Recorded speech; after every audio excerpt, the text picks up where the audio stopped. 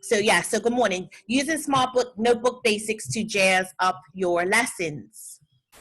So before we even start, one of the really cool tools of the Smart software, which is an add-on, which is not a feature that we used to have, Creed and I, when we use this in our classroom, it is actually the ability to do formative assessment right inside of your lesson. This was not something that they had before. It's a fantastic feature, so I'm going to show you how to use it. But just know that this is only like 5 to 10% of the presentation. This is not really what the presentation is about, but I just wanted to show how if teachers are about to teach a lesson, how they can assess prior knowledge even prior to teaching the lesson, and then actually use the same assessment to assess at the end of the lesson to see how the students have fared with their new learning. So if you can indulge us, hopefully you have a secondary device, so you're watching me and watching Peter from one device, and if you have a tablet or a phone, if you can go to hellosmart.com, hellosmart.com. So I'm going to type that in my phone as well.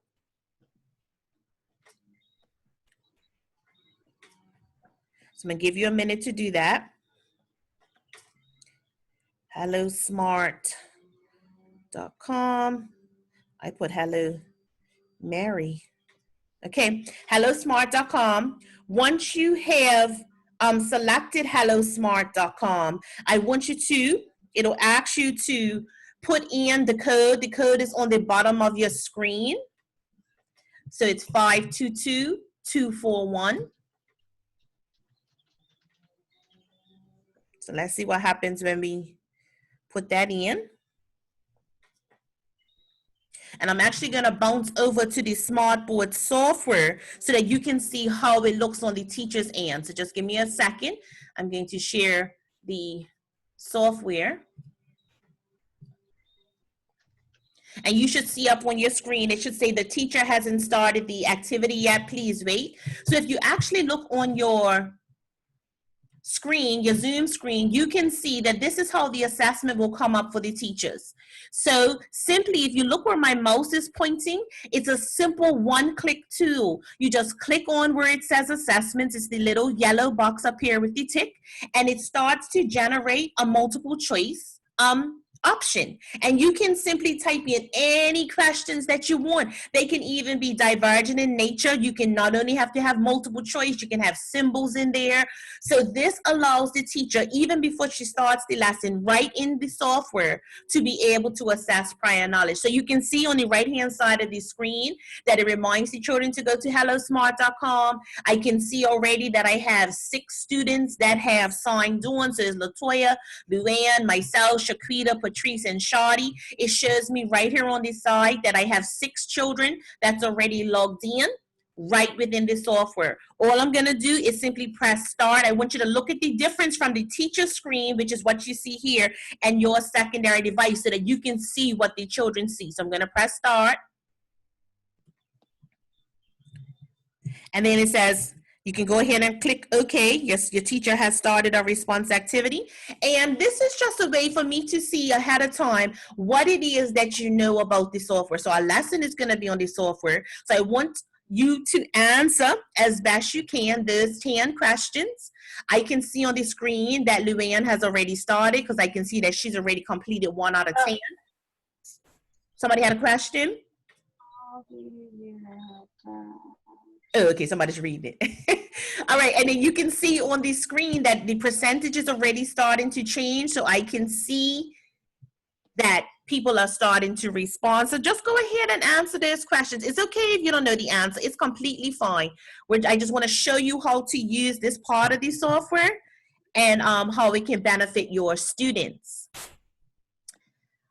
All right, so Patrice, I need you to start. Shadi, I need you to start. So I can automatically encourage the students because I can see from my screen those people that have started and have not. I haven't started, so you see next to my name, there's 0 out of 10.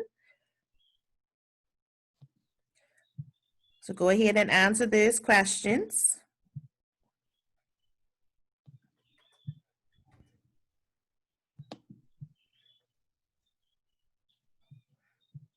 Okay, good job so far.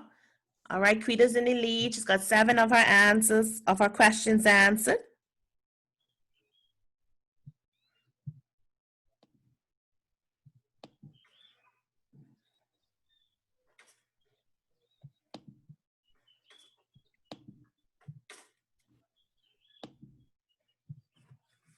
All right. So come on, Latoya. Let's see how you're making out. There we go. Patrice and Shadi, I see you still haven't started. Any reason why? They're not in the session. They may be just still on your link. Oh, okay. So maybe I could have just removed this, guys. Okay, thanks, Kita. All right. So the people that are here, yeah, so we got 6 people. Okay, great. All right, so I see Luann's halfway there. Latoya's 60% there. Shauna's halfway. All right, Julie. So wait for you guys to finish. Once you get to number 10, you're going to submit. Okay, you're going to click submit.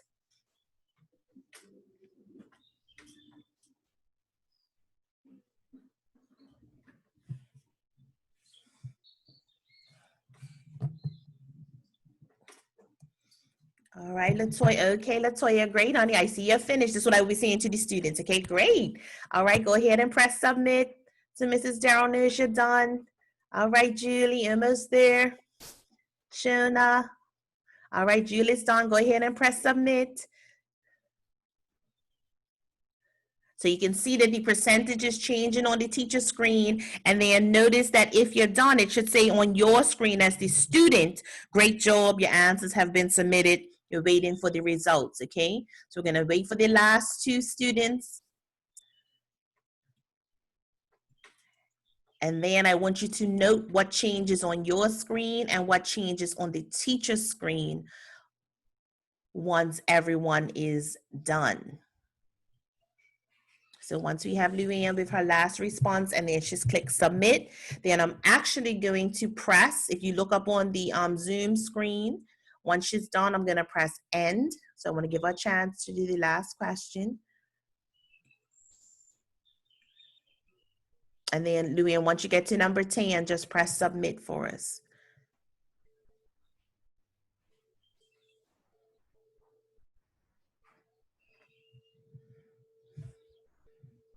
There we go. Okay, great. So if you look up on the Zoom screen, guys, I'm just gonna press and then you should see on your screen it says time to review, right? And now it actually takes you through all of the questions and the correct responses. So if you look up on the screen, it reviews the questions for all of these students. It tells me that all of my students actually knew that to add text, you simply just start typing. If I move on to the next question, page sorter, what feature shows you all the pages? I know that 3 out of my 6 students actually knew that, okay? 1 person didn't, two people chose D, and then 2 either skipped that question.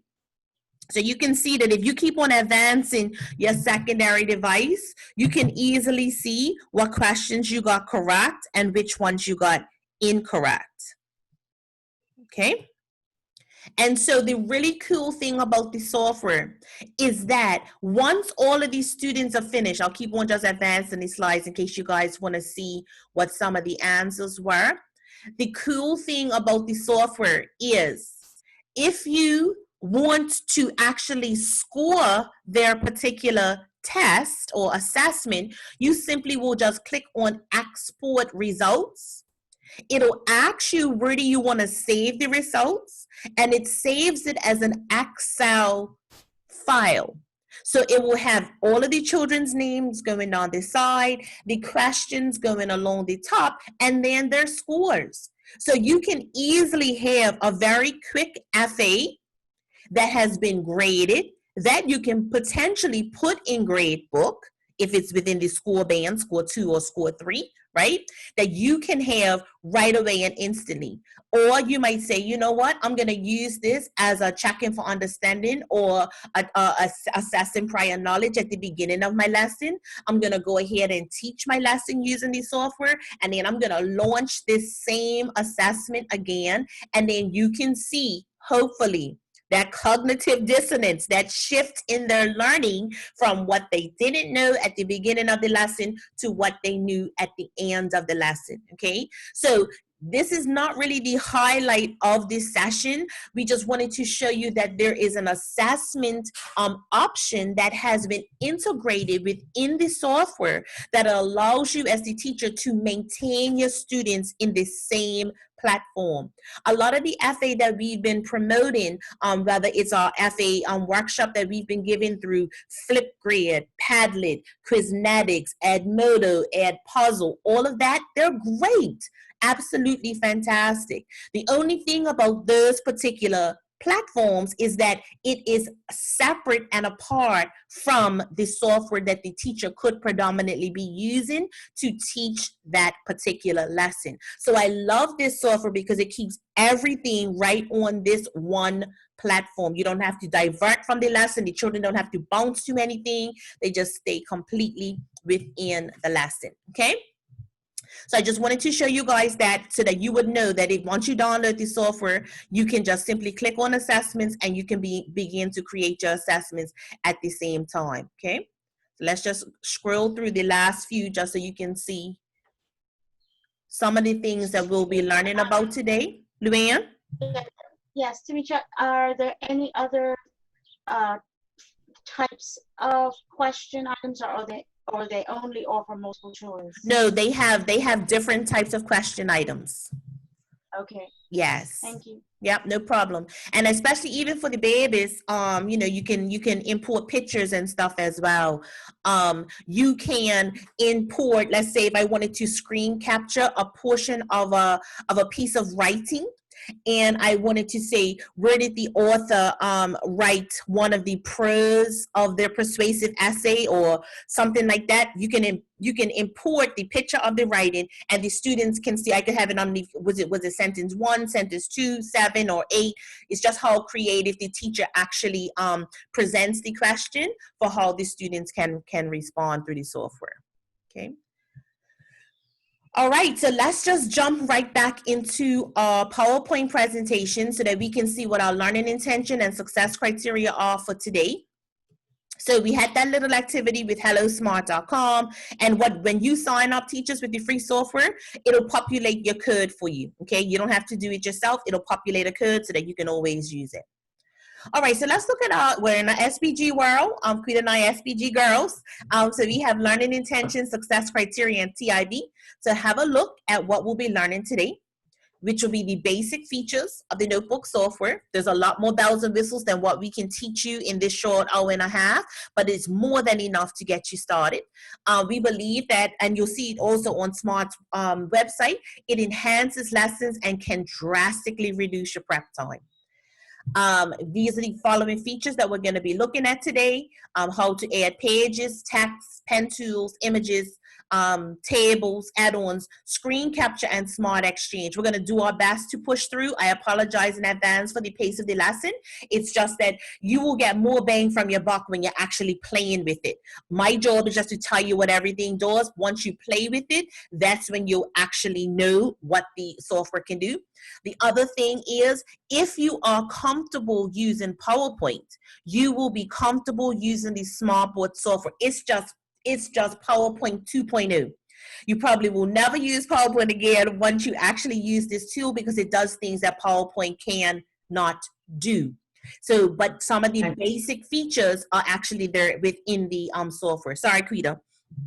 And I was just going to add, even though Tamisha is jumping back and forth between a PowerPoint and the notebook software, she could have just done her whole PowerPoint within the notebook software as well. So you don't have to create two items. Yeah, absolutely. Thanks for pointing that out, Quita. Absolutely, teachers. All right, so have a quick look at our agenda today. So we're going to look at getting started with the notebook, a few demo lessons. I really wanted you guys to practice, but we don't have practice time. We've done this session so much that it's not enough time for people to practice. Also, because some people haven't downloaded the software, so it makes it a little bit more problematic. So look at our lessons. They are lofty goals. We will not get through this. Most of the time, we've only gotten up to lesson 4, but we'll see what we can do, because I think getting up to 6 is very, very important, but we'll see what we can do. All right, so let's look at managing pages, sorting, adding, deleting, changing the color of pages, changing the background and the page display. Now, Credo's right. When you're bouncing in and out of using the notebook software and the PowerPoint presentation, it can get a little problematic. I have found since using Zoom for my notebook software that if I do not stay in the software and I bounce between software, sometimes it pulls me out of the share. That's the only thing that I don't like, is how it pulls you out of the share. So she's absolutely right. When you're creating your lessons, stay in the platform so you don't have to worry about coming within and out of PowerPoint so that the share can be maintained. So for example, right now what you see is my PowerPoint. I'm going to jump back into my notebook software and potentially it will pull us out of the share. Okay? Quita, are we still there with the notebook? Yes, you're going to Okay. questions on. Great, awesome. All right, teachers, so let's go ahead and get started with the basic features of the software. If you look where my mouse is and this blue tab, that is the page sorter tab. It is very similar to your view sorter within your PowerPoint. PowerPoint, it tends to show the view sorter horizontally. The page sorter for notebook software is shown vertically. And you can see that the blue box around this first page is actually what I'm on. So you can see this is the main page. We are kind of in editing mode, very similar to PowerPoint. So this is my thumbnail of the larger page that you see here on the right. So it shows me that it's blue. That's how I know that that's the one that I've selected. If I simply scroll down and scroll down and scroll down, I can see from this particular file that I have 39 slides. Okay, 39 pages. So in Notebook, they're called pages. In PowerPoint, there's a called slides. Okay, so very similar as far as some of the basics that they can do. Okay, so let's start looking at page number 2. On page number 2, I want to show you that if you look outside of, don't look here where I have my mouse, look along where I'm moving my cursor, along and down. Those are the tabs that we are going to be looking at today. And I'm going to be explaining to you what all of these particular tabs mean. So the first tab I want to expose you to is the page sorter tab. That's the one that's over here that we looked at earlier. The green circle are the excuse me, tabs that you're going to use to advance or to go back on your slides, on your pages, okay? The yellow circle shows how you add a page. So this icon means to add a page. This icon means to delete a page. The blue circle shows the display. You have several different options on how you actually want to display the page to your students. So those are the 4 things that we're going to look at in this first lesson. So I'm going to go to page sorter. And here are my pages. This is the current page that I'm on. So if I wanted to add a page, I have a few options. I can simply click the add page icon. You can see if the words come up. I'm going to click it 3 times. 1, 2, 3. So you can see in the page sorter view that I now have 3 pages. I also had the option of adding pages down here on this side.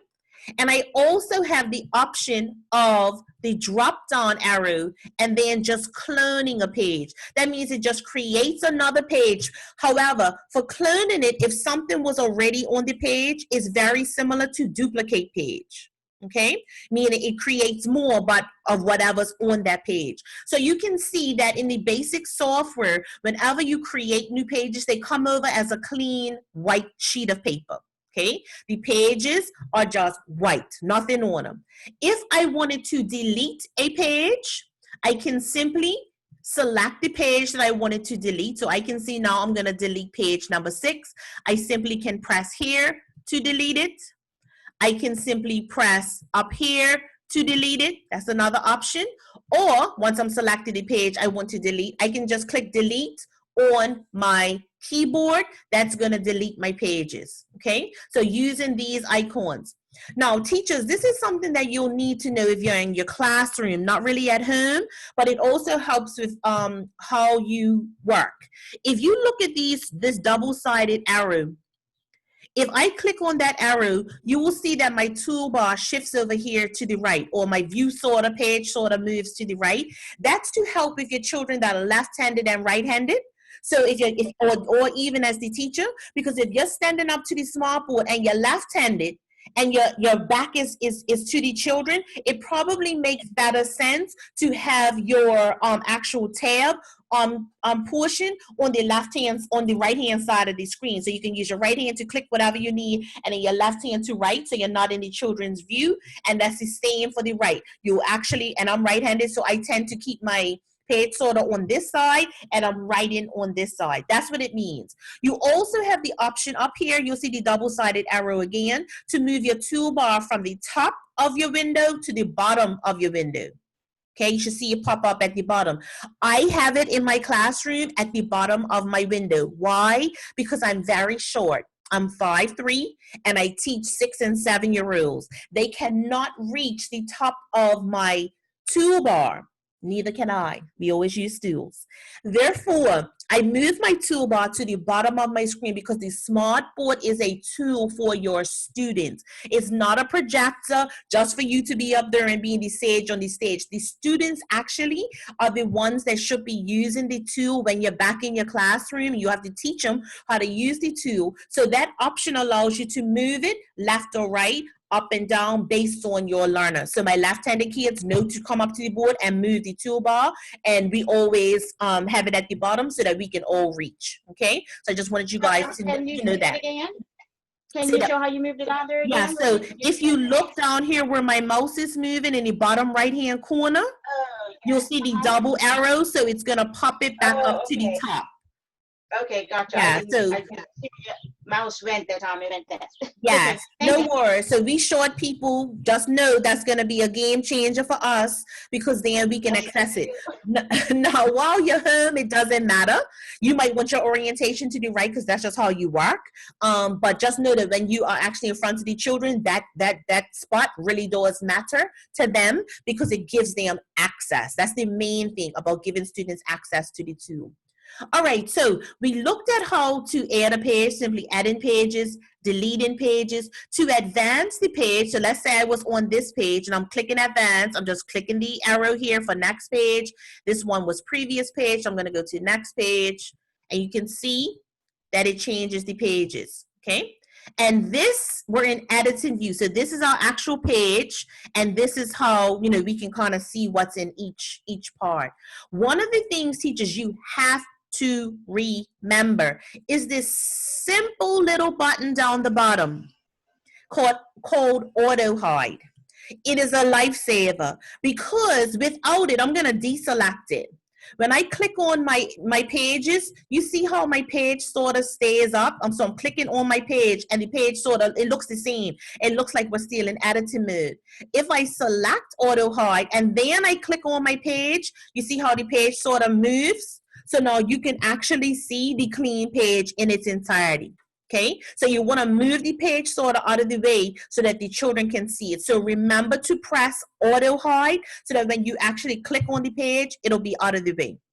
So we have a few tasks that we want to complete through lesson 1, and I'm going to show you how we're going to complete each one. So we're going to learn, we already looked at how to create 3 pages, how to delete pages. Now we're going to look at renaming pages, coloring pages, cloning pages, clearing pages, rearranging, and displaying. Okay, so I'm going to go back over here to page sorter so you can see me doing it in real time. I'm just going to move this guy over so that we can see it. So every object that you put on your notebook software is a freestanding object, just like a JPEG almost, whether it's a letter, whether it's words, whether it's pictures, whether it's sounds. It is a freestanding object that you can do anything with it. You know how when you're typing in Word and you want to import a picture and you have to go to tell it to through the text so you can kind of move it so it's not static. With Smartboard software, nothing is static unless you tell it to be static. So anytime you add a picture, add words, add anything to it, it is a freestanding object. That's one of the greatest things about this tool as well. So let's see how we can go about renaming our pages. So we can see that that page 1 was our test. Page 2 was the page that I used the circles to show you where the objects are. Page 3 is a blank page, and page 4 is what we're using as our task page. And to simply get this object, I just cut it out from my PowerPoint and just pasted it right here so that they'll all be one and the same. Okay, so let's look at renaming pages. To simply rename a page, you have a few options. And why do we need to rename pages? Because the thumbnails are small, so you need to know what's on each page. That'll help you to kind of navigate the pages. So to rename a page, you simply click on the page, drop down arrow, and go to rename. And you'll see this little box that comes up. So I'm just going to type in rename. So that's what I wanted mine to be named. So I just click off of it, and now I have a name underneath that particular page. Okay, you can see that normally when pages are created, they are populated as the date in which they were created and the time in which they were created. Okay, you can see page 3, which is this larger page, but this is my little thumbnail. It doesn't have a page name. So another way to rename pages is to simply double click on the bottom of the page sorter, click, and you'll see that it pops up again. And I'm going to put in rename 2. So now I have 2 pages that are named. Okay, so one option for this one, I just went down to drop down arrow, rename. For this one, double clicked, click, and then I can rename it, okay? And that way you can rename all of your pages. Now let's see how we go about coloring our pages, because that was another task, color your pages. You have a few options for coloring your pages. You can simply go to the Properties tab, which is here on the left-hand side, has the A with the 2 colored dots. Click on Properties, and then simply select the color that you want the page to be. So if I go back to page sorter, you can see now that in my page sorter view, I can see that this is a pretty turquoisey type greeny color. Okay, if I wanted to change the color, I didn't want that color, I just select another color that I want. And I can see here's my page. If I went back up to page sorter, you can see that that has changed. I also have options to have a gradient if I wanted my pages to be like that. I also have an option for patterns. And I also have options for images. So all I would have to do is browse within my gallery, and I'll show you how to do that in a minute. And then I can change the image of that's on the page. So if I went back to my page sorter, you can see that this is the gradient one. Okay.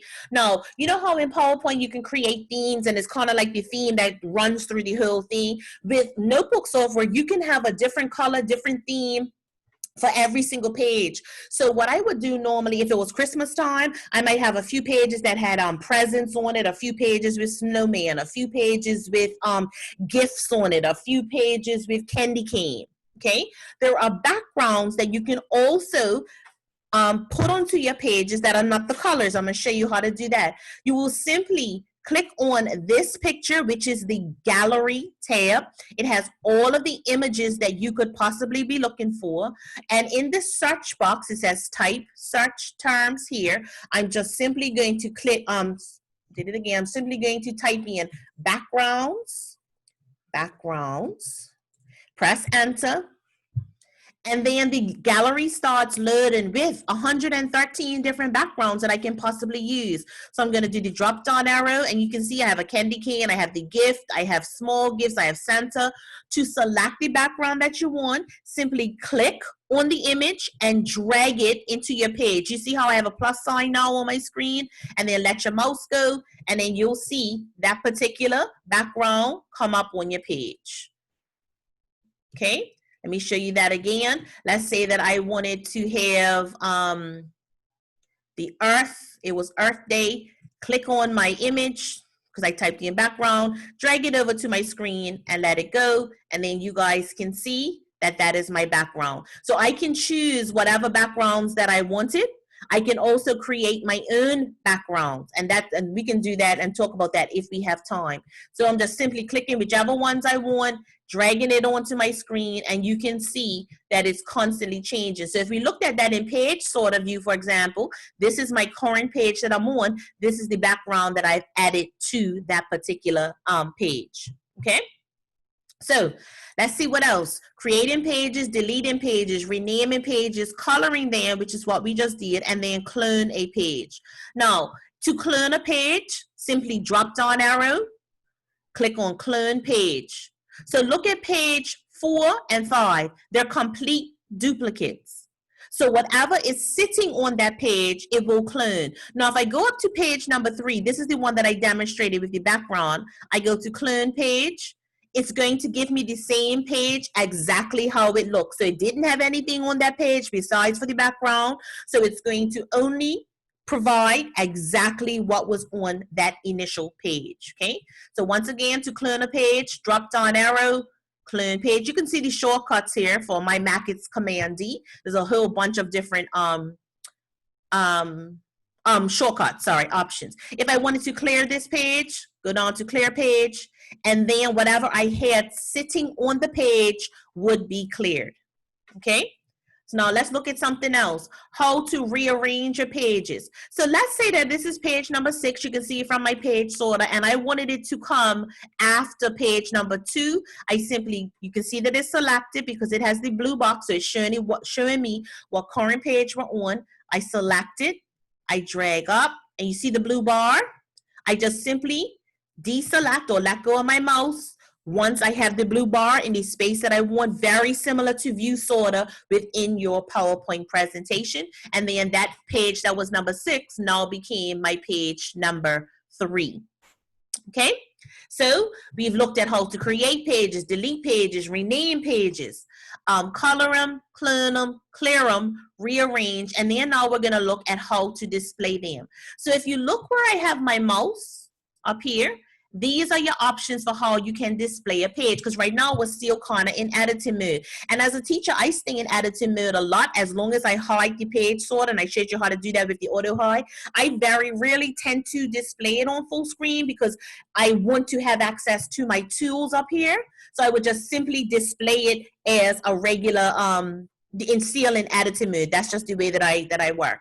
So I want you to see the difference when I click on full screen. So you have some options. You have full screen, transparent, dual page, which is really cool. It allows you to show 2 pages at one time. One is sitting on the left and the other on the right. And you can actually take the picture that is on the page that's on the furthest left and pin it, which means to lock that page. That page remains, and all of your other pages as you advance will slide behind it, which is really cool because you can demonstrate a lesson on one side and the children can actually do it on the other side, and clone the page that the children are working on so that when one child's finished with it, another child can work on the page. So all you're doing is advancing and they keep on getting that clean page, and Queen and I will demonstrate that to you in a minute. So as I said earlier, the only thing I don't like is coming in and out of how you display within the software, because I'm going to select full screen and it might pull us out of the share. That's the only drawback that I don't like using the software within Zoom. So I'm going to click on full screen so you guys can see how it looks on full screen, and then we'll come back into display mode. So you can see that you guys can no longer see it. On my end, it says sharing is paused. Bring your shared window to the top, to the front. So I am going to stop my share, and then I'm going to have to pull it back in so that you guys can see it. So hopefully now you should be able to see it. So that's the only thing I do not like about the software, is that sometimes it pulls you out of the share. So you should still see the page that I'm working on, which is this. You should see me moving this little object around where we can create the pages, delete them, and now this is how you would display them. If you look at the bottom of your screen, you should see my advanced slide. So I'm going backwards. This is the first page that we looked at when we were determining how to advance the pages, adding pages, deleting pages, how to use the page sorter, and now we're in the display portion of the lesson. Okay, so I'm going to go ahead and advance. So this is how the children will see it if you have it on full display instead of on this page sorters. These are all the pages that I have so far. Okay, any questions that I can answer so far about those first basic tools that we were using? I know I came out of the share. I'm going to bring it back. That's the only thing I do not like. Any questions I can answer about just that first lesson? Adding pages, deleting pages, cloning pages, rename it. Yes, one quick question in reference to, do they have, I believe they have preset paper pages such as like graph paper? Absolutely. Yep, absolutely. Yeah, so if I go down, I'm gonna click on page number 6 because that's a clear page. If I was still working within the backgrounds, if I scroll down some more, you can absolutely see if I was working on arrays or I need isometric dots, for example. I'm still just, the paper is already pre-created. So yes, Luann, thank you for bringing, yep. There's a huge variety of what you can pull into your pages that have already been pre-created for you. So all I'm doing is clicking them and dragging them over. Okay, so teachers, you can choose a whole bunch. So thank you for reminding me about, yeah, so if you just scroll down, you'll be able to see quite a few that you can automatically use. Tamisha, do you want me to drop the smart tech, the software thing in her now? So Sure. Sure. So what Quita's going to do is put it inside of the chat. So if you have another device and you wanted to start downloading the software on, so you could be playing around with it as we're working, then feel free to go ahead and do that. Okay. And you choose the USB option to download it. Choose the USB option to download. Doesn't go to a USB, but that's what you use to download. All right. So let's go ahead and press on. So let's look at now lesson number 2, how to add text. And from what I saw on the pre-assessment, which is what the teacher would be thinking the whole time, on the pre-assessment, I saw that most people knew how to do that already. That you know that in order to simply add text, you just start typing. It's not where you have to add a text box and all of that stuff with Word and you have to, no, just start typing. So here's our task that I'm going to try to get through. Typing a word, moving the word, resizing it, changing the font, changing the color, making it less transparent, cloning it, and locking it. And I can probably do all of that in about 30 seconds, but I'll go slow. So to type a word, I'm simply going to type hello. I just start typing. Just simply start typing. And as I said earlier, it is a freestanding object that you can move anywhere that you want on the page. It's not like Word software where things are static and stuck. No, these are freestanding objects that you can move anywhere that you want. So that is hello. Another way you can start to add text is if you look at this little icon. I never use it, but feel free to do it. Click on it. You'll see that these options will come up. You start typing. So this is my second hello. Again, you can click on it if you want to. You don't have to, but it does the same thing. To simply have anything that I want to do to this word, and as far as coloring it, change the font, changing the size, you're just selecting the object that you want. I'm going to show you the 2 ways to do it. I do it this way, and I'll show you the second way.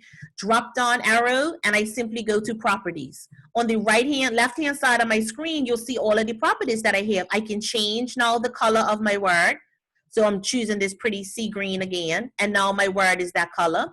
If I wanted to, I'm going back to properties, drop down arrow properties. If I wanted to change the font, I simply just choose the font that I want, but make sure that you select it first. So that was my little boo-boo. Make sure that you select the word first, and I'm going to change my font to this one. So you can see that the font has now changed. And now if I wanted to change the size, properties, and then I can choose my font size that I want. Okay, that's one option that you can use to change colors, sizes, and fonts.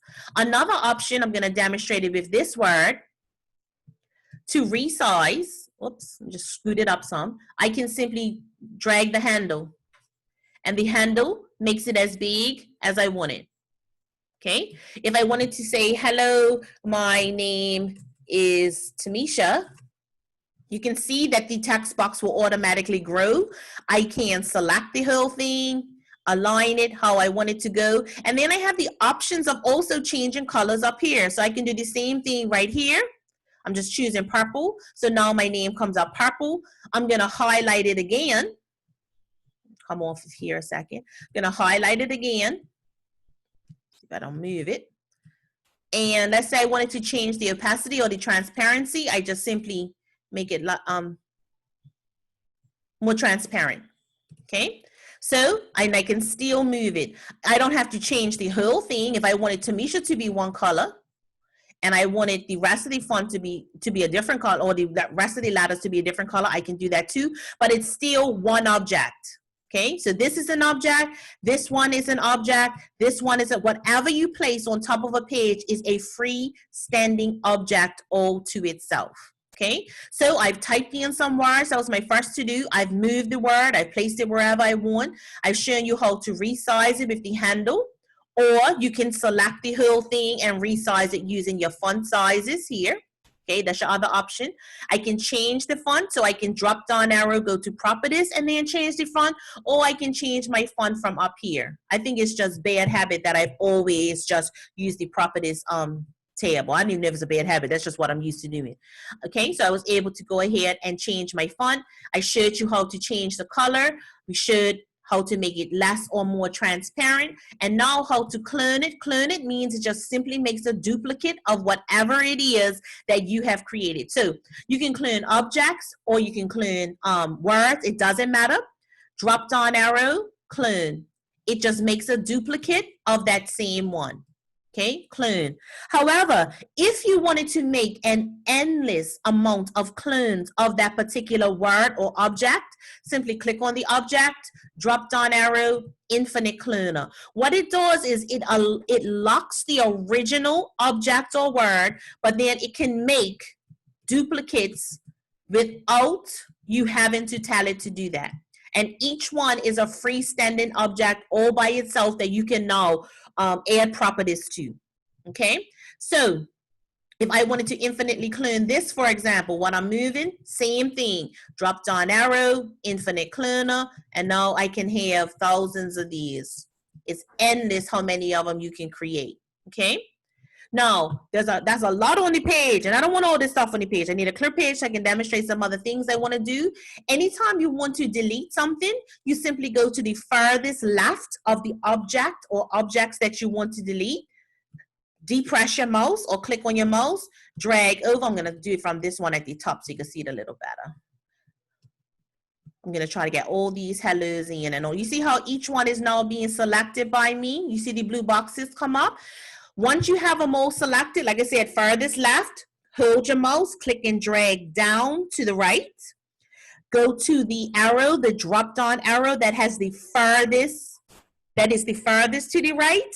Drop down arrow and click delete. Another option for that, let's say that I wanted these two hellos to disappear. I can just do the same thing again, furthest left, go over to my furthest right, and I can, once they're all selected, then I can press delete with my mouse. Okay, that's another option.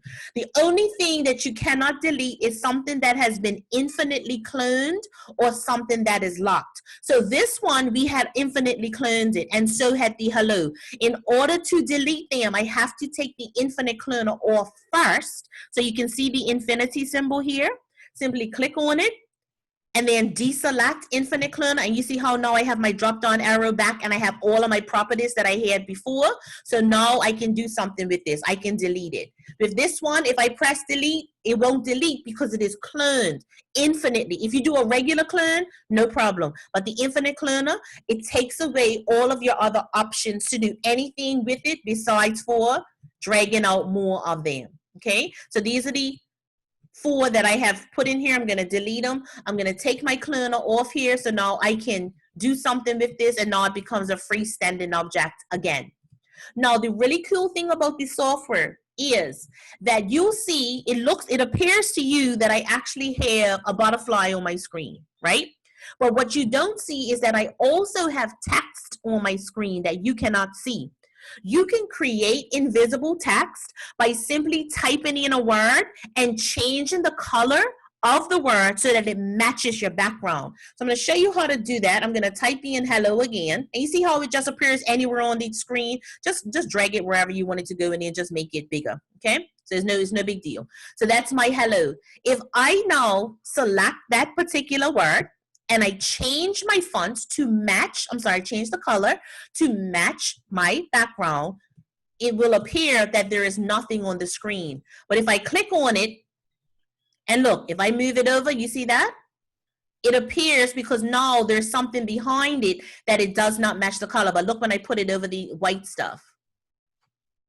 Okay, you see that? So that's a really cool tool. I use that a lot when I want children to do matching exercises, for example. So you'll see that this is a butterfly. I have a whole lot of words on my screen that begin with the letter B.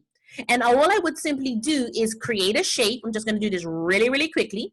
I'm going to put a shape on my screen. I just selected the shape tool. So that's my shape. I'm going to go back to select tool. I'm going to fill my shape with a color. I'm going to do it with pink.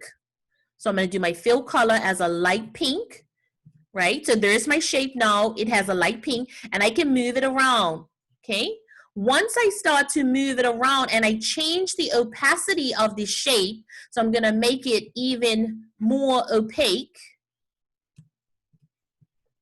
and I can bring it to the front, so I'm going to order it. Just see.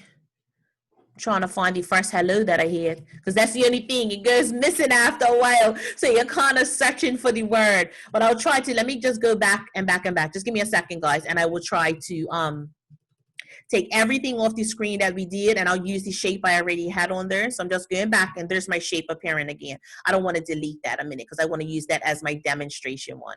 So let me just delete all of this stuff for a second, and then I'll show you how to do with the shape I already had on my screen. So I told you that, oops, let me go forward.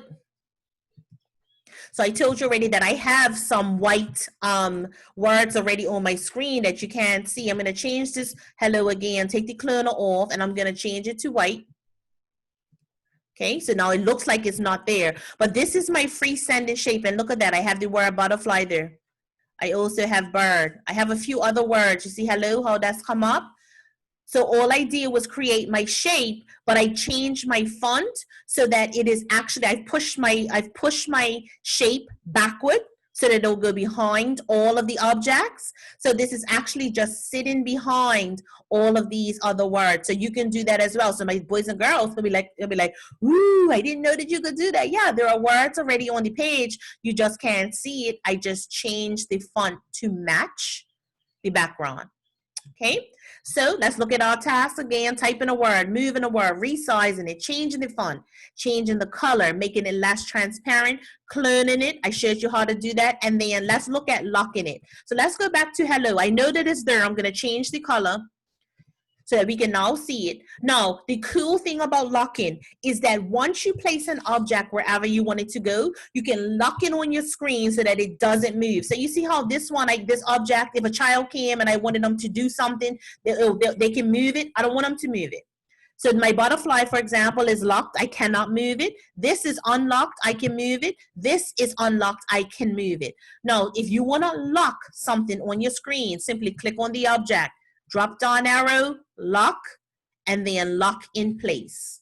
So now you'll see that blue box come up. I cannot move hello. The only time I can move it now is if I click on it. You see the lock that comes up on the right-hand side?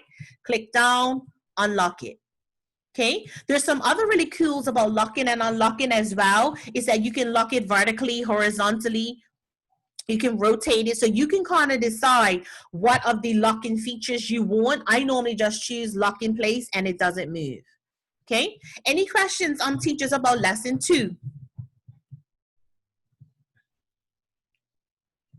All right, we're gonna keep on rolling. So Lisa? now, yeah, sure.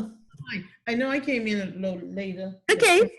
At 10, right? Mm. But my question is, all these lovely features that you have shown so far, is it just for those that have paid for the Zoom account? No. This is not Zoom software. This is Smartboard software, and it's free. Okay, So so I'm just, yeah, you just have to download it. Krita has put it in the chat. You just Okay. download it onto your computer. It's completely free. So I'm demonstrating how to use it, but you can teach your lessons within it. So I just brought up my Zoom. I've brought up my Smartboard software, and I'm teaching from there. Okay, got you. Yeah, Okay. yeah, completely free. Okay, Gina? Completely free. Okay, All right. thank You're welcome. Very welcome. All right, so let's go ahead and press on. So what I have is created for you just an example of the things we've learned so far. This was an original blank page. I simply went to backgrounds by clicking on the gallery tab. I typed in backgrounds. I scrolled down to the background that I wanted, which was this one. I took it and I pulled it onto my page. Then I simply just started typing, hello teachers. That's the first thing I typed. Then I changed the font and I changed the transparency.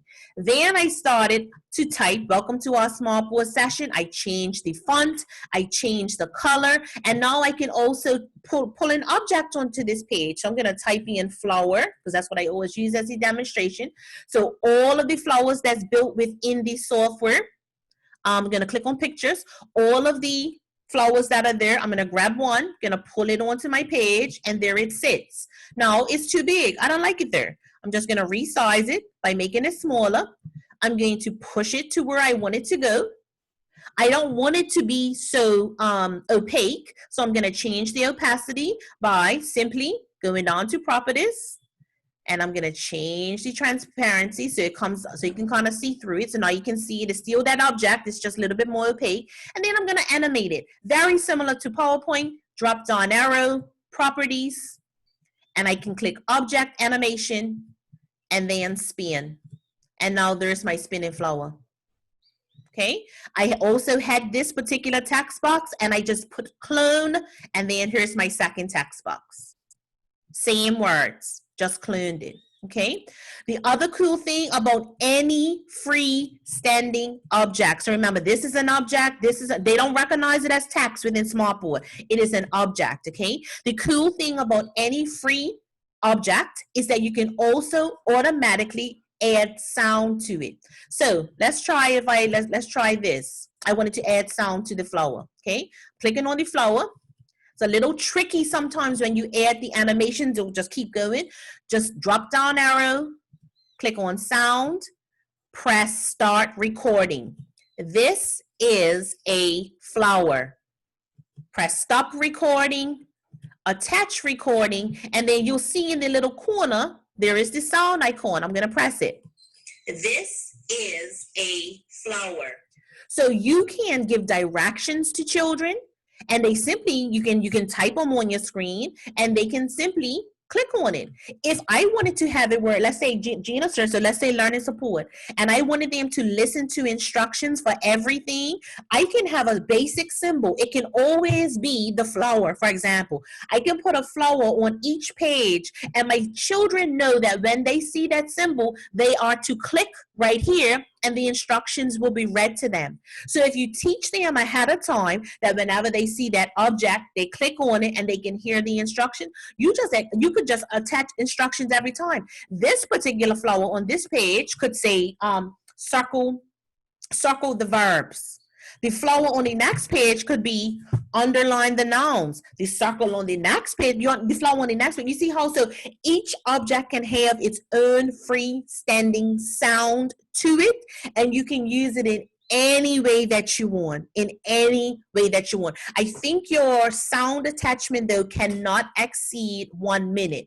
There's a lot that we can say in 1 minute to children, right? And so it cannot exceed 1 minute. All right? So let's press on. So now we're going to learn how to use pen tools.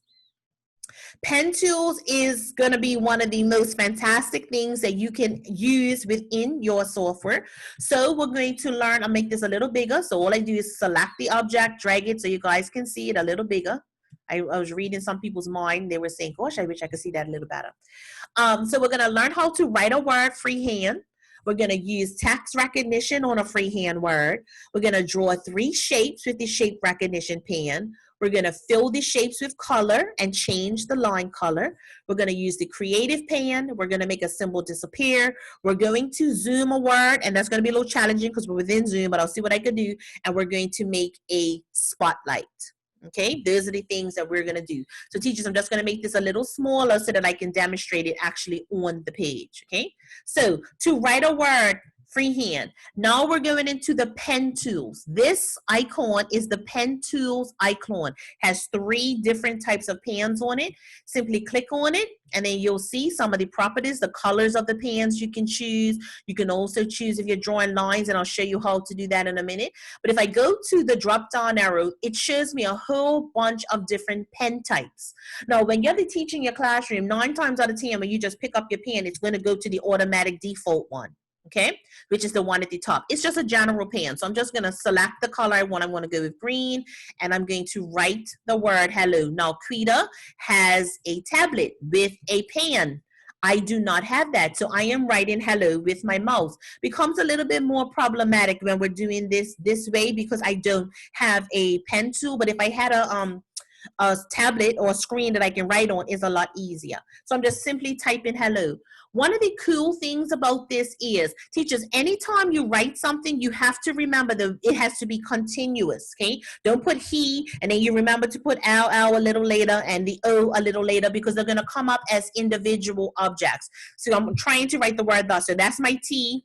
I'm taking a long time. Here's my H. And then I'm teaching boys and girls, you know, when you use the digraph, TH and da-da-da-da-da, at the beginning of the, and then I finish off my E. I'm going to show you something. One thing you got to remember when you're in pen tools, if you want to do something like change the properties, you got to go back up here to the select tool. You won't be able to do anything because it's always going to recognize it as a pen. Now look at the difference between this hello.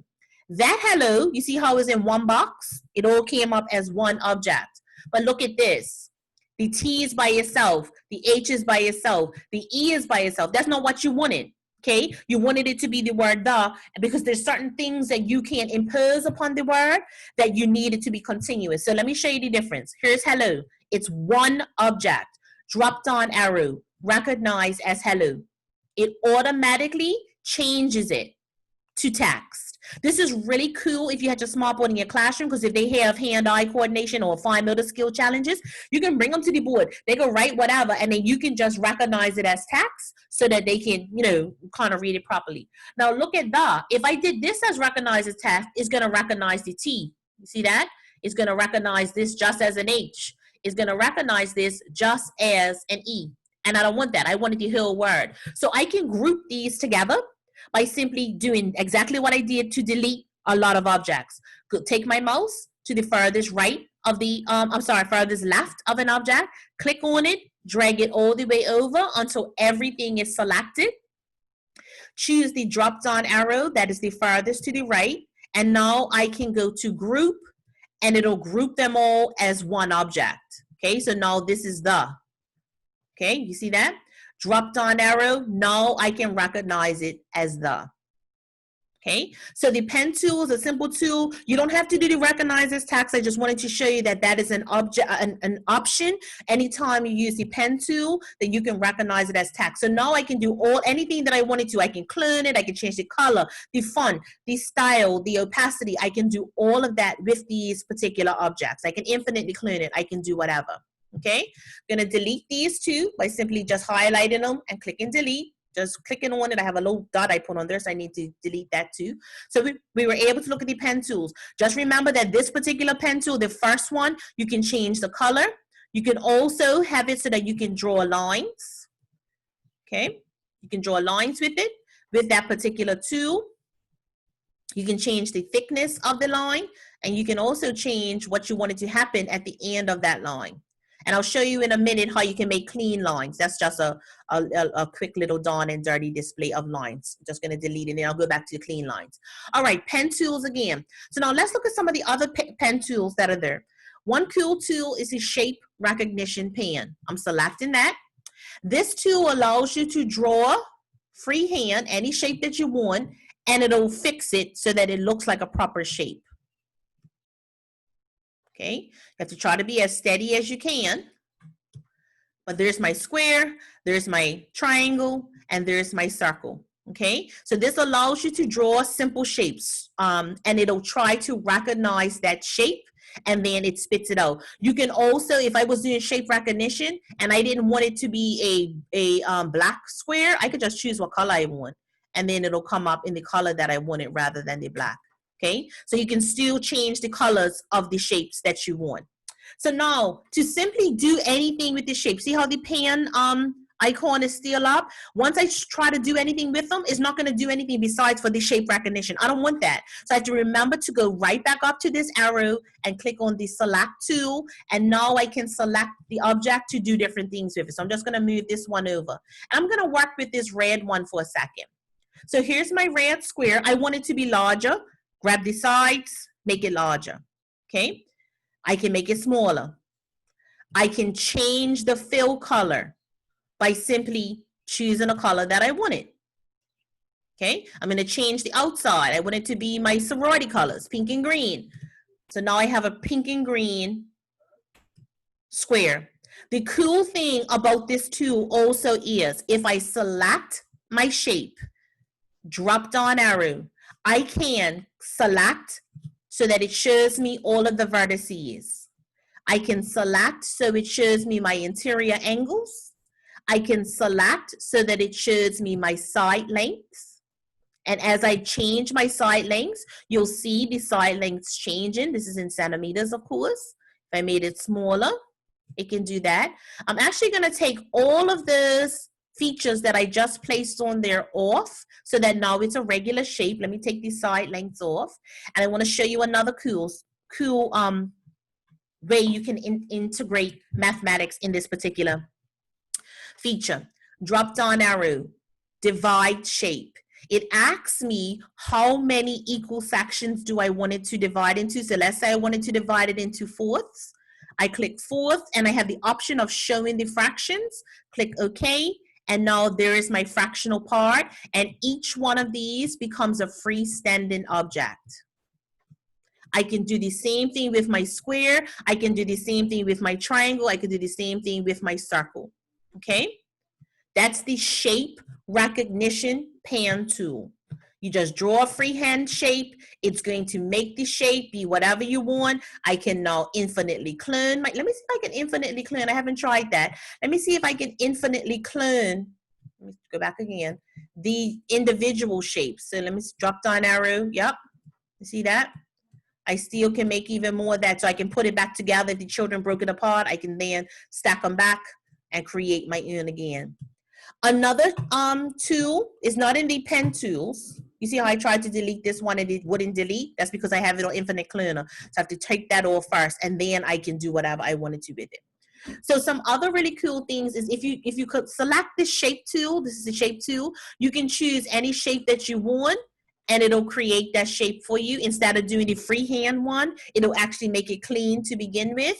Go back up to the select tool and then you can do the same properties with it. You can show the vertices, you can show the interior angles, you can show the side lengths. You see that? Okay. So you can do all of that within that particular tool as well. So we looked at the regular pen tool. We just looked at the shape recognition tool. Another tool is the Magic Pen. The Magic Pen is really cool. I'm gonna just use my free hand to type the word, to try to write the word cool. The thing about the Magic Pen is whenever you write anything on your screen, it'll start to disappear after 5 seconds. So let me make sure, because it looks like I'm still on the shape recognition. So let me make sure that I'm on the Magic Pen. The reason why I know I wasn't on the Magic Pen was because I didn't see the symbol. It was still the shape recognition. So I'm gonna go back, choose the color pen that I want. Let's see, I'm gonna go with green. I'm going to try to write the word cool. I could do a tick. I could do a smiley face, whatever. Oops, sorry, that's another option. I'll type about that in a minute. Whatever you do, after 5 seconds, you see how the word cool disappears and then the tick. So anything that you write on your screen, so let's say that you ask the boys and girls to circle all of the words that begin with B, and it was Tamisha's turn, for example, or underline it. She can underline all of the things that begins with B, and then it'll disappear. And then I can give Shaquita the same task and say, now, Quita, I want you now to underline all the words that begin with C, or all of the objects that begin with C. And so all within, so I could just had a whole bunch of different pictures up, and each child can do something different. And I just know that the text will disappear and clear off for each child. Now, one of the other cool things about the Magic Pen that I can't demonstrate to you because we're doing it through Zoom is that if you have selected your magic pan and you draw a circle, it creates a spotlight, which makes everything else behind the spotlight dark, and just within the spotlight, it is white. So you can actually move the spotlight around your screen so that they can see objects and focus on particular objects better than others. Like I said, I cannot show you within Zoom because that feature within Zoom will not transfer. The other thing you can do with the magic pan is create a rectangle. The rectangle acts as a magnifying glass so that you can actually take the rectangle and put it in front of anything and it'll magnify that particular thing. Now, the cool thing about this smart software is the software transposes itself over web pages, over PDF files, over worksheets. So once you have it up, you can add all of those features that I just spoke about right onto the PDF. So if you had the PDF up and you wanted the text, the words to disappear in 5 seconds, you select that and it imposes that on that particular feature, okay? And I wish that we were showing this kind of more in the moment so that you guys can actually see it on your end. If we have a chance, I'll show you the video of when I recorded myself actually doing it, okay? All right, one more pan I want to show you. Go back up here. It is, and you can play around the pans once you download the software. You have a highlighter. You can choose the thickness of the highlighter. You have another pan that is called a creative pan. It has different, let me go back up to it, to creative pan. And if you look up here on the top of the toolbar, there's different features of the creative pans. They can look like that. You can have little stars. You can hold on your mouse and you can do it continuously, little smiley faces, flowers, whatever there's so many different options that are already there.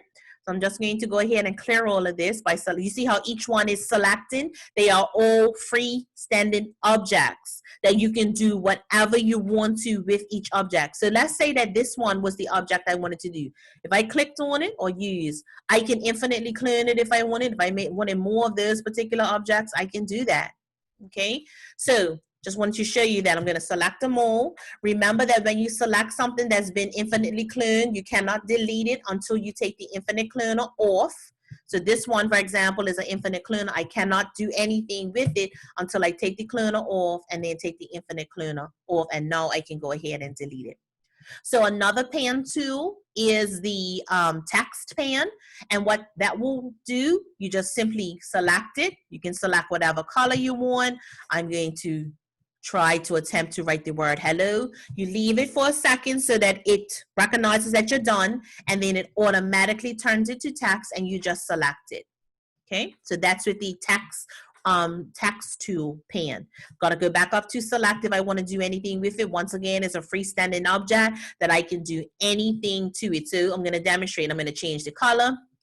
I'm going to change the size. I'm going to move it. I'm going to change the transparency. I'm going to drop down arrow and add sound. Hello. Stop. Attach. Hello. You see that? And I can still move it wherever I want to on my page, and that sound will still be attached to it. Okay. Any questions about using the pen tools? Tamisha, I have a question. So when we usually go to share screen and then on Zoom, and then it is the smart board. So then you're saying that we can just click on this and use it as if it was the smart board too? Yes. Oh, cool. Yes. As long as you, so when I'm clicking on the sound, I'm just using my mouse to do it. Okay. So it looks kind of bizarre to you guys, but think of it this way. Think that you've already been on Zoom, right? You've used your PowerPoint. Okay. All you did was go to share and you brought up your PowerPoint. With this, you're doing the same thing. You're going to share, but you're bringing up your smartboard software. It's the same thing. No difference, except that this has a heck of a lot more bells and whistles. Yeah. A heck of a lot more bells and whistles, okay? And Shana, now that I know you're here, I can also tell a little bit about what I want to say about how you can help your students in particular, okay? And I'll try to make sure I remember to do that. All right, any more questions about the pen tools, teachers? All right, great. So I'm going to go back to page sorter. So now I know I'm all the way down here. I'm just scrolling up. So I'm going to now show you how you actually use some of these tools to create lessons and how they can actually look. So for my morning message, for example, it's calendar math. If I wanted the child to just come up and they wanted to write the word May, they would simply pick up the pen, the regular pen, and I'll just say, okay, sweetie pie, go ahead and write May. They write the word May, and that's their May. I have some options. I can just simply take May, drag it up here. Oh, great, that was fantastic. You did a really good job with May. Or drop down arrow, recognize as May, pop it there. They can change the font, they can change the color, they can change the transparency. It kind of helps the child to show a little bit and display more of what they like to do. Because you might have a little missy miss who wants pink and she wants some cute little font that she wants to use for hers. That is completely fine. Once they know how to use it, they can do whatever they want with it. So it kind of helps you to kind of create a sense of uniqueness, I think I want to say, to how children display the things that they want to do. Okay, so that was a quick example of how you use the shape word recognition. But for this one, all I did was I went online, I found a picture of this, and I just pulled it, I copied and pasted it right inside of my page. So let's look at some other things. So images, because that was one of the things that you saw on the other page. So let's look at the tasks for the images really quickly. So let's look how we can search for an image in the gallery, drag it onto a page, choose another image, clone it, resize it, lock it, unlock it, and infinitely clone it. And so far by now, you guys should pretty much know how to do all of this because I've done it with many of the other objects. So here we go. This is the gallery tab. I'm going to search for an image. I'm going to search for a butterfly. Okay, just went to the gallery tab, butterfly, search. Waiting for the gallery to load. Gave me 2 pictures of butterflies. This is the one we saw earlier, so I'm going to select the other one. All I'm doing is clicking on it, dragging it onto my page. Okay, that's my butterfly. So I just did this. I searched for an image. I dragged it on the page. Now it says choose another image to take the place of the first image. So I'm going to go back to my gallery. And let's say now I'm going to look for a house. So I'm going to type in house and search. I have 70 pictures of houses. See, there were pictures in 70. Drop down arrow. Let's find one that I like.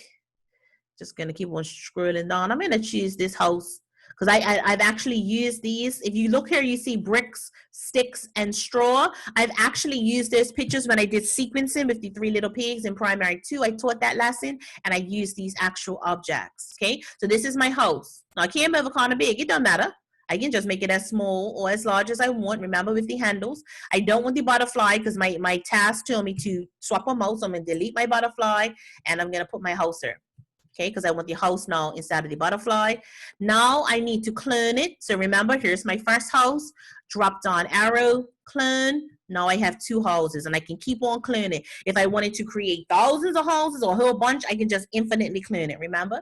Now to resize an image, remember I just click on the image, use the handles, the one that's at the bottom right, and I can make it as big or as small as I want.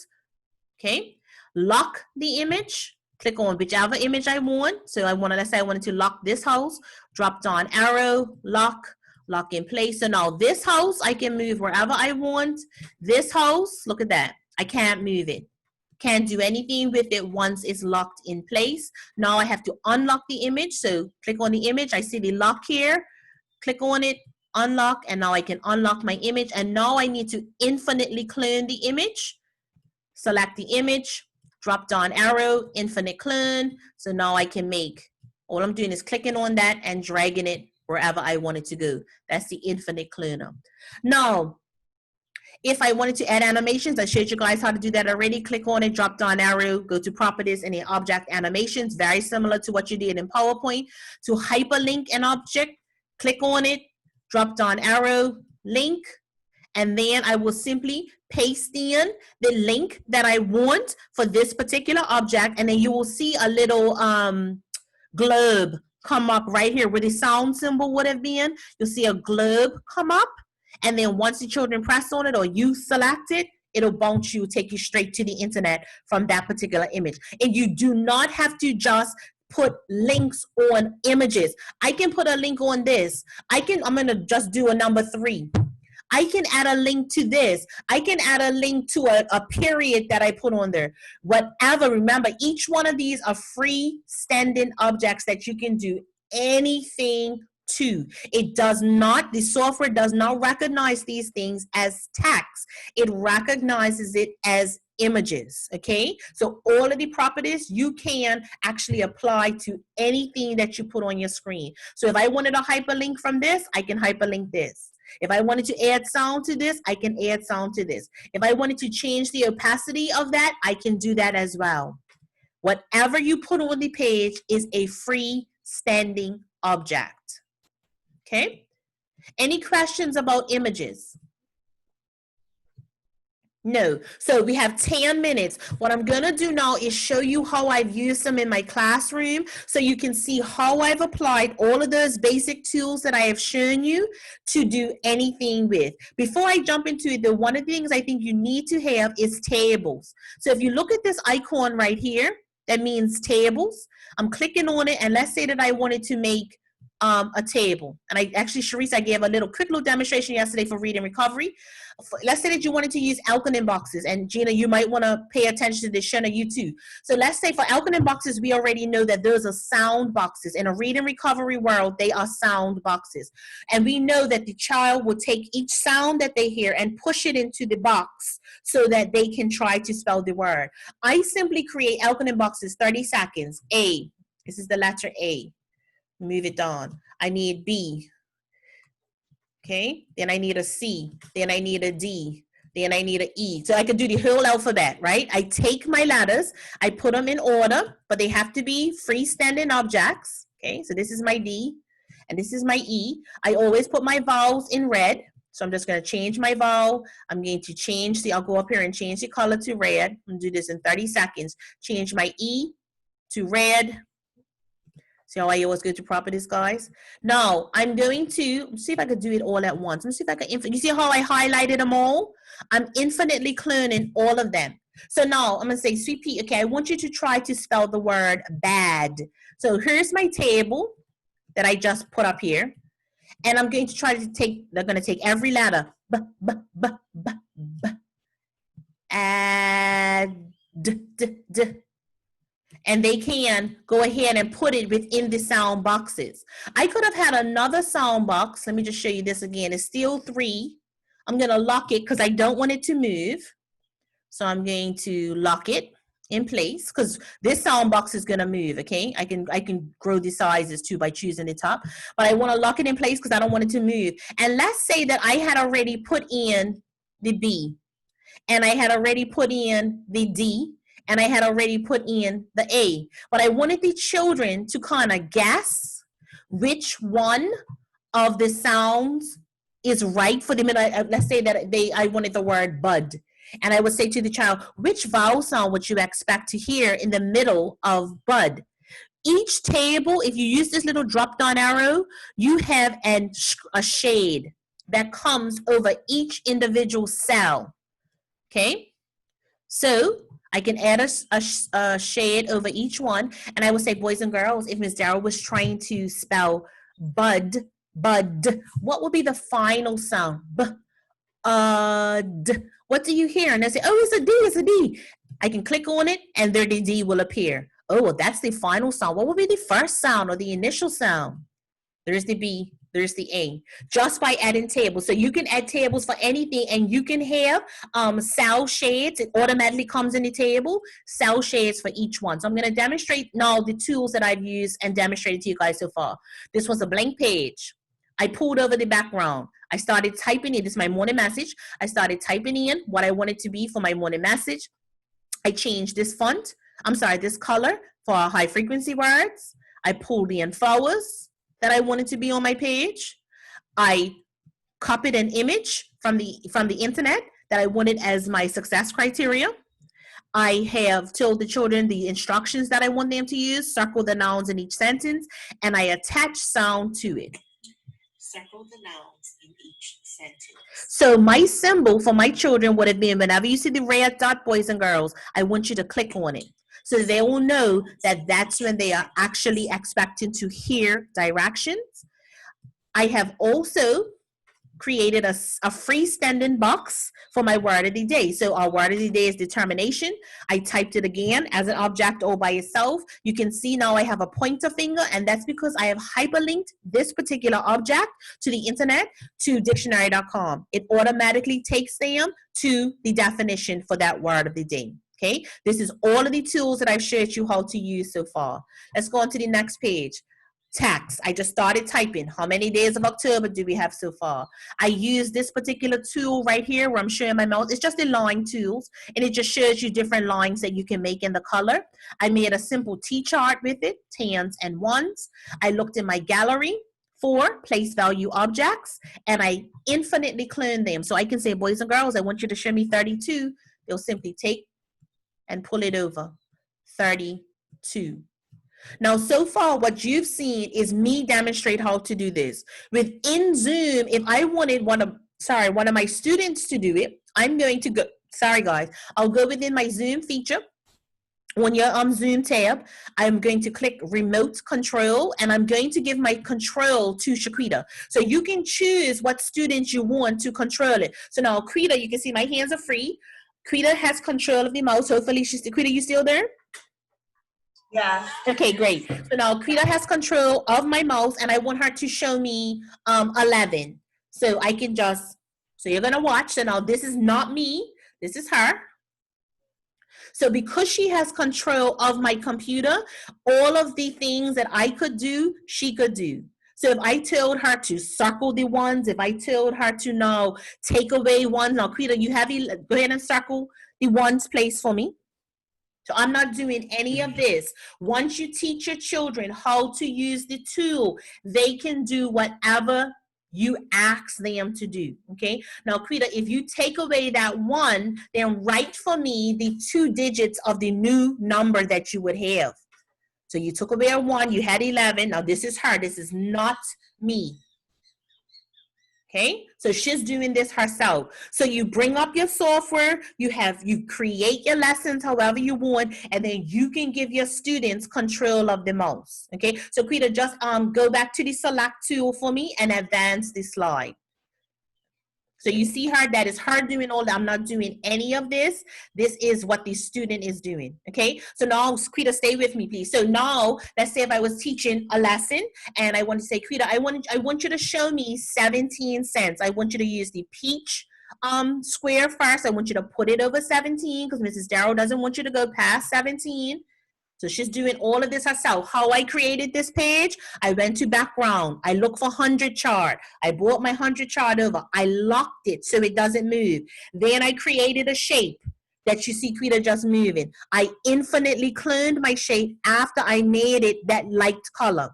Then I went online. I searched for Bermuda coins. I brought my coins into my gallery. So now you see the Bermuda coins there. And she's showing you that those are locked, okay? But the coins are not locked. They have an infinite clone option. That's all I did. I infinitely cloned them. What is locked over there are the numbers. So I put my picture there.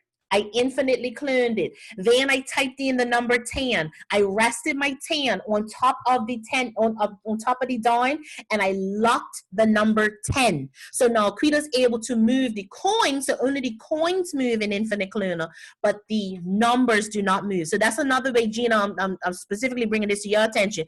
The students, sometimes it's hard for them to remember what each coin value is. So I just put the coin value on top of the coin, locked the coin value, and then pulled it over. Okay, so Quita, I'm gonna take the remote control back from Quita because Quita's always on me about being on time, and I know it is 11:29, so I'm just gonna push through really, really quick. I'm gonna take 30 seconds to show you some other things. So this is the money sheet. So same thing, Quita could have been pulling the money over. This is the Bermuda money. And these are the values, infinitely cloned it. This one, you can see I locked it so that they'll remember how much it's worth. In everyday math, they use this symbol for coins. All I did was type in the letter Q, put a shape around it, and group them together so they can show me using the coins, the actual coins or the particular value. The cool thing about this is I'm going to show you, we're going to go back up to display really quickly. Here's the dual page display. It's going to pull you out of the share. I'll pull us back. Okay, or maybe it didn't. You can see on this side, this is the page that Krita was working on for the 17 cents. Another child could be working on this for 17 cents, or I can be displaying or demonstrating on this side of the page, and the child can be doing it on this side of the page. Okay, so Krita used a dime, a nickel, and 2 pennies. Then another child could have came and showed me that. Let me just delete the other ones.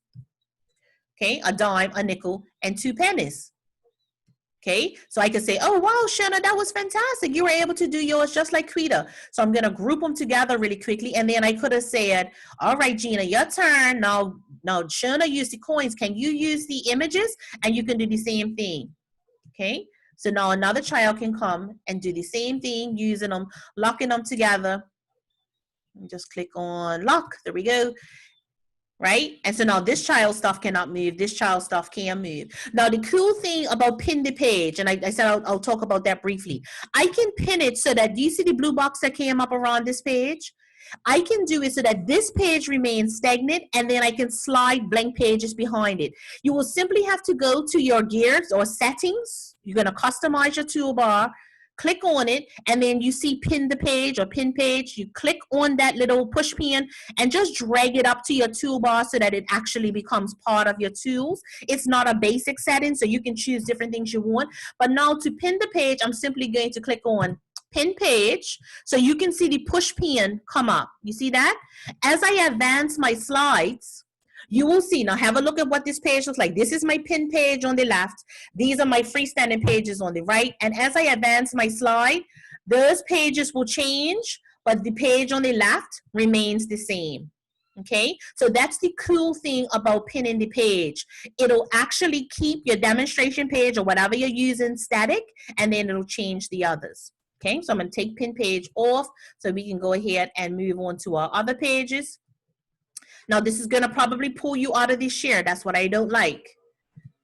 Let's see what happens. Okay, no, it didn't. So another way that you can use tables, I just simply chose a table, threw it onto the page. I added my students' pictures, and I did a screen shade so that they never knew who was going to be the person that's going to be our morning message person. So I just put the pictures in from the gallery, dragged it over, popped it in, and then I see, ooh, wow, John is our person. Or no, tomorrow, oh, it's Keith. Okay, so that's just how I use tables.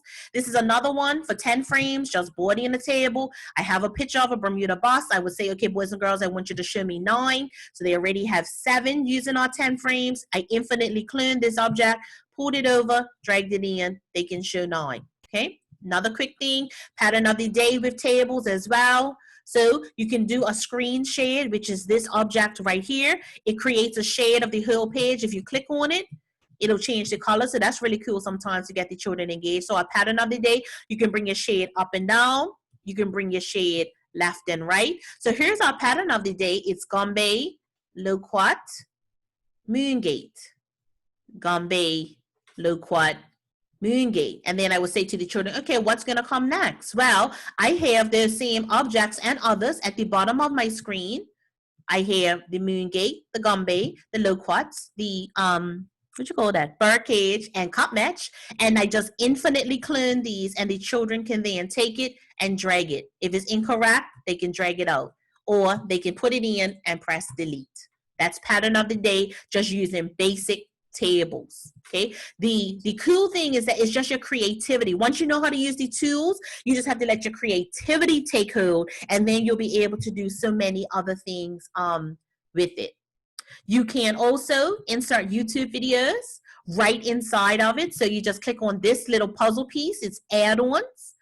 YouTube will automatically populate with inside of the software. So you don't have to worry about going outside to YouTube, embedding it and all of that. So you just simply click on YouTube. You type in what you're looking for. I've always looked for kittens playing as my demonstration. It'll show you all of the ones of them playing. You just select the one that you want and add video, and it'll populate right there on your slide, right there on that page. The cool thing about it is you can also resize the video. You can move it to wherever you wanted it to go. I'm going to make it a little smaller, let's say, for example, and it launches right inside of the software.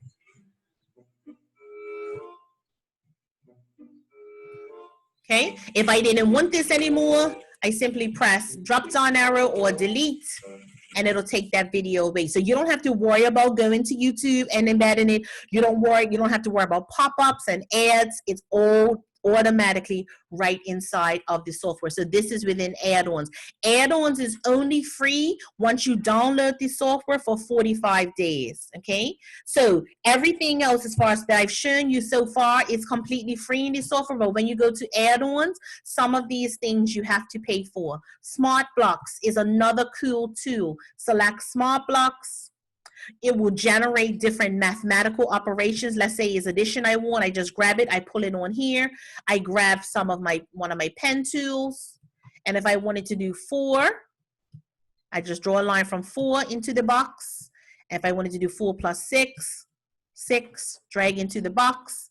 And I can make it, and it automatically solves it for you. So you can do it for unknowns, addition, subtraction, square roots, anything, any of your some basic operations. You can see that addition, subtraction, multiplication, division, power blocks, square roots, and unknowns. It can do that as well. Last thing I want to show you, and I really mean this as last thing. If you want to search for any images that you can't find in your gallery, very difficult to find. Like the gallery doesn't have every single thing. It allows you to search for images on the internet. So I'm just going to search for mermaid, because you remember how I looked for butterflies earlier and it wasn't really a good option. I mean, there were only 2 that it had. So let me just put in butterfly and let's see what else comes up. So now I have all of these beautiful butterflies that I can choose from. So I'm just going to select it and I'm going to drag it over to my screen. Okay, so there's my butterfly, and I can do whatever I want to with it. I can resize it, I can move it, I can do all of that as well. Now, whenever you select an image from the internet, you see how it has this little symbol here, the globe. If I click on it, it's going to bounce me to the internet. I don't want that. Okay, I just want the image. So what I will do is select my image, drop down arrow, and then link, and just take the link off so that it's an image all by itself. Okay, with images that come over with blocks behind them, meaning that they're not very transparent, you can also set the transparency. So let me go back to images. I'm going to look for mermaid because that was one that was a good demonstration of what I want to show you guys. So I'm searching for mermaid. And you see how this mermaid right here has all of this white behind her, and I just want the mermaid. You see how with everything behind it now I can't see. So I'm going to select the object, drop down arrow, and I'm going to set image transparency. Gonna click on the white that I don't want, and you see how it turns to pink. Click on set transparency, and now look, it's just the image all by itself. And now I can also, so I can resize it, I can clone it, I can do whatever I want to with it. Now I still see that it's a hyperlink. I don't want that. Drop down arrow, link, and remove link. All right, so been through a lot this morning. 2 minutes to tell you how this is gonna make your life. Sure. Oh. Once you click the image and pull it over to use it, does it automatically then go into your gallery so that it's always there? No, you would have to import it into gallery. So you'll go to gallery and then you'll click on my content. So you can see that in my content, let me just drop down arrow. Let me see what I have in mind. I only have 4 pictures. I have the Bermuda coins. So I would have to take that image and import it into my gallery. Let me see if I remember how to do that. It might be a simple copy and paste. I haven't done it in so long, but it's really simple, and I can do a little bit more research. I've done this. I've imported it so many times. I have to play around with it. Let me see if it's just a simple paste. There it is. You see that? Okay. Yep, Yes, and you just paste it in there. Yeah, thank you for that, Luann, because I haven't worked with that part in a long time. But everything is just pretty basic, I guess, how you would normally use other tools, and you're just fiddling around with it. So teachers, before we let you go, one of the best things about the software is that there have been over 100,000 lessons that have already been created for you. Any particular topic that you can think about is already created within SmartTech that other teachers have made. So what I'm going to do is I'm just going to jump on the internet really quickly. So I'm doing a new share, and I'm going to type in Smart Exchange. Smart Exchange is going to be your best friend. So just simply click on Smart Exchange. Quita, can you see my share screen? Yes, Tamisha. Okay, great. Thank you. So I'm on Smart Exchange. And you will see this window come up, which will allow you to search for anything you can think of. Any topic that you can think of. So let's say once it populates, I'm looking for something on plants. So you just go type in here, whatever you're looking for, search for resources. So I'm just going to type in plants, P-L-A-N-T-S. I want plants that are, I know it's part of the P3 curriculum, so I'm just going to click on search. I want something about plants for 6 to 7 year olds. There is all of the lessons that have already been created using Smartboard software. I'm going to select the one that I want. Now, you might say, well, how do you know which one you want? It allows you to preview. Okay, so you can just advance the slide so you can see. So if I clicked on this slide, I can automatically tell that the teacher just put an object on the white page. She used the arrow tools and let them point to the different parts of the plant. She used the shape tool to add these rectangles, and she just typed these as individual objects. And I'm assuming then that the teacher just wants the child to take the word and drag it over to the box that matches. That's a simple labeling tool. So all you will do if you find the lesson that you want, you just click on download. It'll download right there for you. The lesson is already done and created. Once it's downloaded, you can edit it to put in things that you like. You can take off things that you don't like, but it is completely available to you. Now, once you download the software, you also have an option for SLS. That is the Student Learning Suite, which allows you to send these lessons to your students and they can complete them on their devices. That is also free, but that is for 45 days, okay? So everything that I showed you as far as looking at Smart Exchange, that's free. Don't worry about that. Once you go on and you download it, it's completely free. It's when you want to send it to the children for them to complete it asynchronously that is a paid feature. So it's free for you to try it out for 45 days, that portion of the software. Okay, and we're still trying to, Quita and I, Quita's been working to try to figure out if we can get the licensing for the smart software really sorted out so we know exactly what features we have. So we're waiting for help to give us some more support on that. But when it comes to looking for lessons that have already been created, teachers, it is going to make your life so much easier because the lessons are already done. All you need to do is bring up your Zoom, make sure you've downloaded the lesson that goes along with your scale. Don't just get any little Mickey Mouse lesson. Make sure it's a lesson that goes with your scale, and then you can be able to engage with it.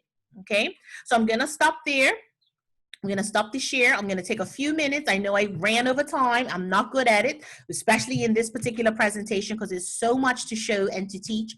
But I want to entertain any questions that you guys might have. When will you be doing this again? This will be again next week. I haven't, it's probably going to be, I know we have a nighttime one next week or a later one next week, and they have 4:30. So I think it's going to be on Tuesday and Friday, but not all of them. It's 2 of them. One's at night, one's during the day, but it'll be next week. Okay. And then what I want to do is set up just kind of boutique PD for people who just want to come on and play with it with me while they have the devices up. So like last week I trained Paget on Monday. On Friday evening, they had already downloaded everything and we just played around and they shared their screen with me so that I can see what they're actually doing. So people that are interested in the playing around sharing part, I want to be able to provide that as well. Okay. All right, ladies, thank you so much. I don't know if Quita has access to the attendance, but in case she doesn't, because I'm not really good at that. Put it in the chat. The girl's amazing. Amazing. Thanks, Queets. If you guys can go ahead and fill out the attendance, and I'll hang around for a few more minutes just in case you have any questions for me. On the attendance, it doesn't give the option of this time slot. Okay, just choose any time, Shona. That's fine. Okay. We'll sort it out. Yeah, and just put the time in the bottom where I think it's a question about asynchronous to give feedback. Just put the time in there as well. We'll move it around. Okay. So, but once we go off of the Zoom thing, the chat's no longer available. Right. Right. So if the bit.ly link is the same link that you would have for every session. So So if you just write it down this once, every time you're in any of these sessions, it will be the same link. Okay, well, I screenshot it anyway. Took a picture of Okay, it. good. Yep, you can always go back in and do it. Right. All right, any Awesome. other questions? Awesome. The software is amazing, isn't it? It is amazing, like amazing. Amazing. So teachers, they just need to download it and use. If I had a class, I wouldn't use anything else. I'll be using this the whole time. I mean, it's just amazing. So try to tell your colleagues to jump on board. They can come into these sessions with Queen and I next week. We're more than willing to help. And yeah, they just need to download and just start playing with it. And the things you could do, endless, completely And endless. that's for the learning support children and everything. I found it. I mean, I used to use it a lot in middle school. One for social studies lessons, and bringing END maps and different things and having it interactive for them. And more so when I had a class, basically my children had IEPs, so that worked for them. Whether my smart board worked or not, I was still able to. But fortunately, my smart board worked in my classroom, so it was even a better tool for me to utilize as well. And, yeah, and what I used to use it also for the extensions children, for the enrichment students, because there's one inside of the gallery. If you type in dice, it brings up dice that are interactive. They just automatically flip. And so with my regular ed students, I would give them 2 dice and they would have to add them together on one screen. And then my gifted children, I would give them 3 add-ins. So I would give them the 3 dice. So some children are working with the 2 dice, other children are working with the 3 dice. So you can use one activity and stretch your children. So you could differentiate so quickly just with a basic thing like dice. So Quita's absolutely right. You can reach your highs and you can reach your lows without even a lot of work. Let's look at the example I gave you with the Elkonin boxes, and they were just doing CVC words. If I had a CVC unsounded E child as well, they could have the same Elkonin box. I just gave them an extra sound so you know that that's silent E. So instead of my children, I'm making can, my CVC kids, my other children are making cane. Right? So you can just take that one activity and take it up or down in seconds. Once you know how to use them, your creativity will take over and you'll be a pro really, really quickly. Okay? All right, guys, thank you so much for joining us today. We really appreciate it. Do tell your colleagues if you think they can benefit from the software to go ahead and download it. It's completely free and we'll be able to support them as well.